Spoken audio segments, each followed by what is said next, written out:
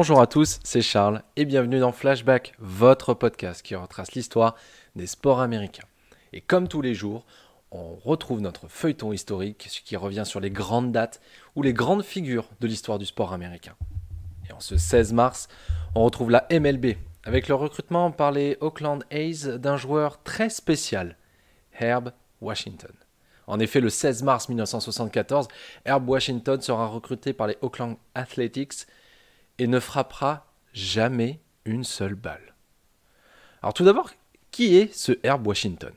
À cette époque, il était le détenteur du record du monde du 50 et du 60 yards. Et cela aura vraisemblablement tapé dans l'œil des Athletics qui vont lui signer un contrat pour jouer le rôle de pinch runner en MLB. Il n'avait aucune expérience en baseball et son seul but était de courir entre les bases pour les voler. C'est tout. Et au moment de sa signature, le propriétaire de la franchise, Charlie O. Finley, sera réellement convaincu que son rookie, si on peut l'appeler comme ça, pourra apporter et faire de grandes choses pour les A's. Je le cite. « Je pense qu'il sera responsable d'au moins 10 victoires au cours de la saison. Herb Washington a déjà fait partie de l'équipe et il n'est même pas arrivé encore au camp. C'est à quel point nous pensons à lui. » En 1974, il jouera 94 matchs avec les A's sans frapper la moindre balle. En effet, lors de cette saison 1974, Herb Washington donnera un très bon total de 29 bases, le plaçant au 7e rang de la MLB. Il sera retiré en tentant de voler des bases 16 fois au cours de la saison.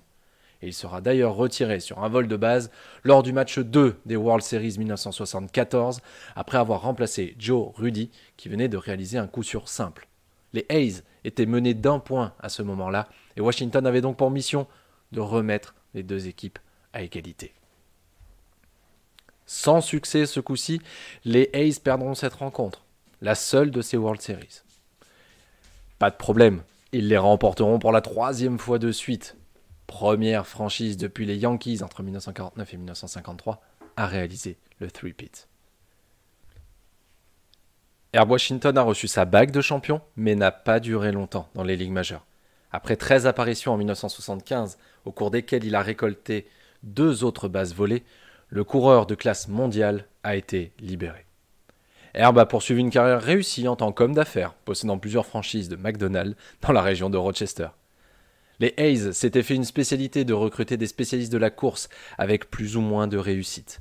Le successeur de Herb, Don Hopkins, a volé 21 bases et a été retiré en train d'en voler 9 fois en 1975. Larry Lintz a volé 31 bases en 1976 en ne se présentant qu'une seule fois au bâton. Il a eu moins de succès en 1977, volant 13 bases en 41 matchs, tout en frappant 30 fois. Matt Alexander a volé 63 bases pour les A's de 1975 à 1977 et n'est allé au bâton que 82 fois. Mais Washington reste, à ce jour, le seul joueur non-lanceur à avoir disputé 100 matchs en MLB sans avoir été au bâton une seule fois. J'espère que cet épisode vous a plu et on se retrouve dès demain pour un nouvel épisode de Flashback.